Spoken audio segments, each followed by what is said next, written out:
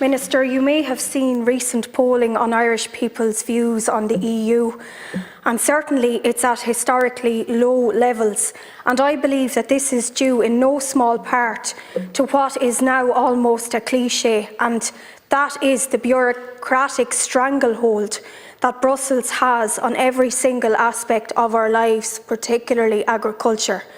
There is a level of intrusion and often just plain stupidity that is simply eye-watering.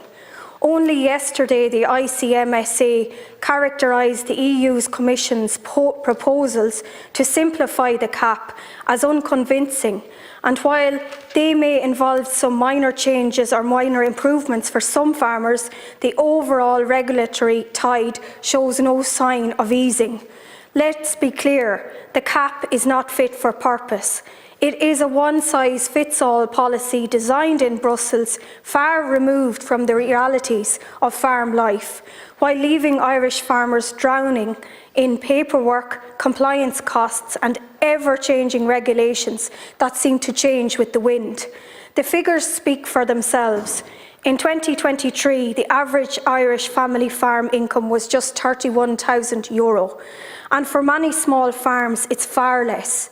Input costs, fertiliser, feed, fuel have all skyrocketed, up 40% since 2020, while CAP payments have barely budged. And what about the young farmers, the next generation that we're supposed to be encouraging? The CAP's Young Farmer Scheme is a drop in the ocean.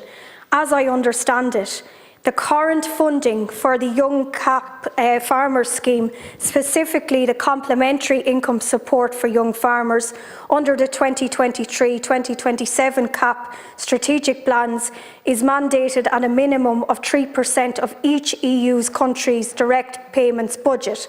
This is an increase of just 1% from previous 2024 to 2020 period, where national authorities were required to allocate up to 2% of their income support funding for the young farmer payment.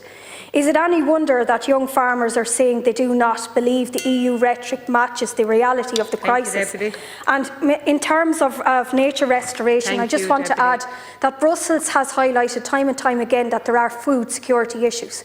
Surely removing land from food production is in contradiction with that statement from the Commission, and I would hope that that would be challenged. On the Minister to make his concluding